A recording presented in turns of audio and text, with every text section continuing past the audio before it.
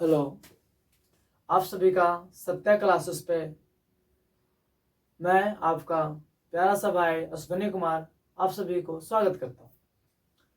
आज हम सबके पास एक कंसेप्ट है कि अवतल दर्पण पर जो वस्तु रखते हैं उसका प्रतिबिंब कहाँ बनता है, अगर बनता है तो वो कैसा बनता है, सीधा बनता है, उल्टा बनता है, बड़ा बनता है, छोटा बनता है या वस्तु के बराबर बनता है।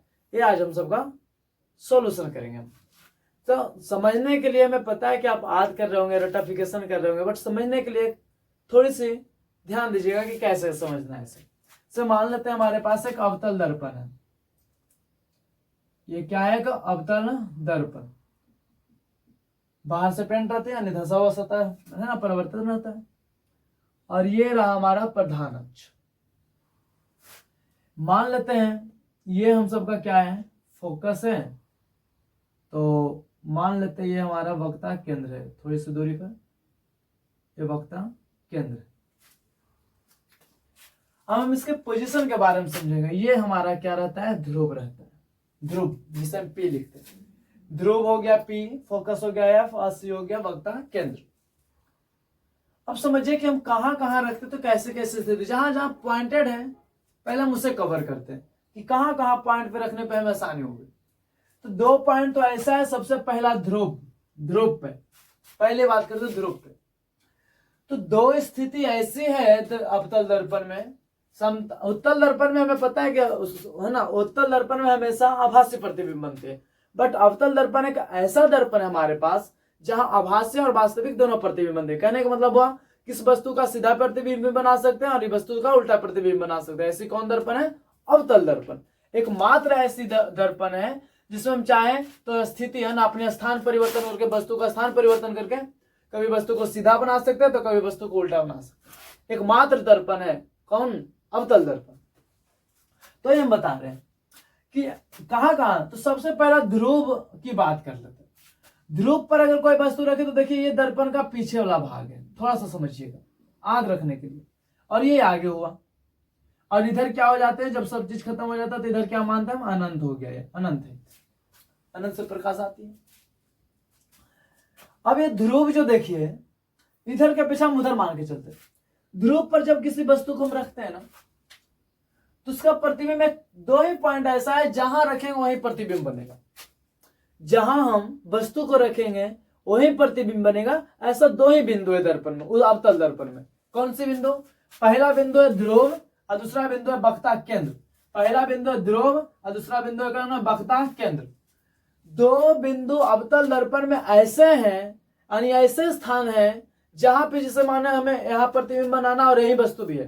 तो इसका मतलब हमें कहा होना चाहिए? या तो ध्रुव पर होनी चाहिए, या तो हमें ध्रुव पर होनी चाहिए, या तो वक्ता केंद्र पर होनी चाहिए। तभी स्थिति ऐसे संभव है कि हम जहां खड़ा हो वहां प्रतिबिंब बन जाए।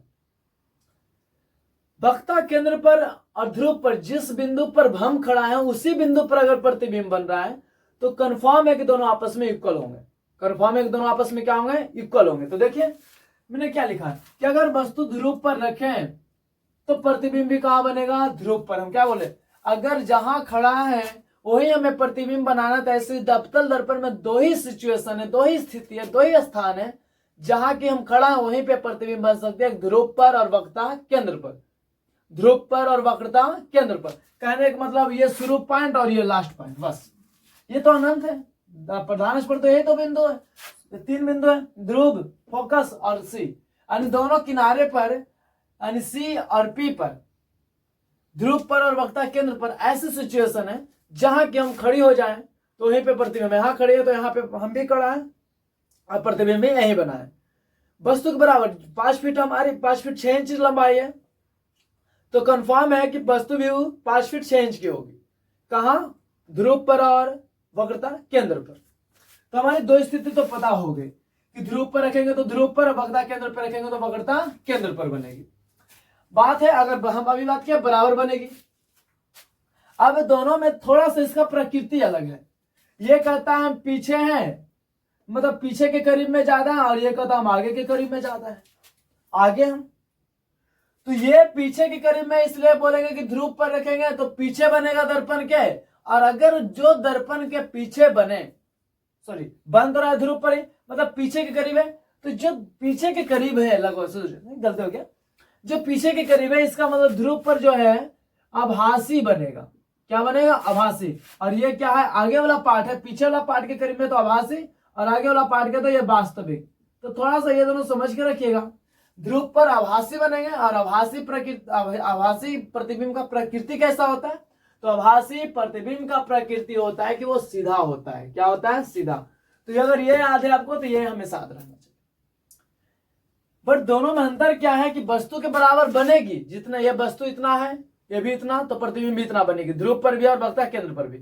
बट दोनों में अंतर है कि अगर ध्रुव पर रखेंगे तो वस्तु ऐसे है तो प्रतिबिंब ऐसे है, बट वक्ता केंद्र पर थोड़ा सा अंतर है, बनेगी एक ही जगह मगर ऐसे उल्टा बनेगी। क्या बनेगी? उल्टा।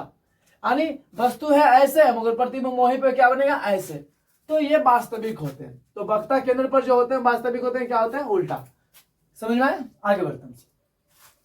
जो मेन पॉइंट है पहले उसे देखते हैं। अब आए हम फोकस पे। फोकस पे आए तो देखते हैं कि जब हम फोकस पे किसी को रखते हैं, ध्यान रखिएगा कि कोई चीज को हमें बड़ा प्रतिबिंब बनाना है, बहुत बड़ा, दम बहुत बड़ा बनाना है अवतल दर्पण में, इतना बड़ा कि सोचिए मत।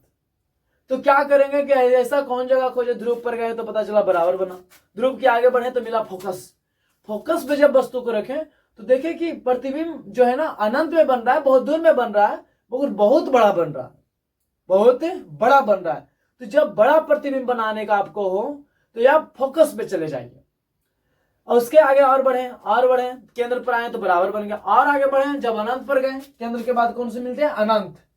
अनंत पर गए, अनंत पे जब हमने वस्तु को रखा तो देखा कि प्रतिबिंब बहुत छोटा बन रहा है। यानी जब प्रतिबिंब बहुत छोटा बनाना हो, क्या बनाना? बहुत छोटा, तो प्रतिबिंब वस्तु को अनंत पर आप रखाइए।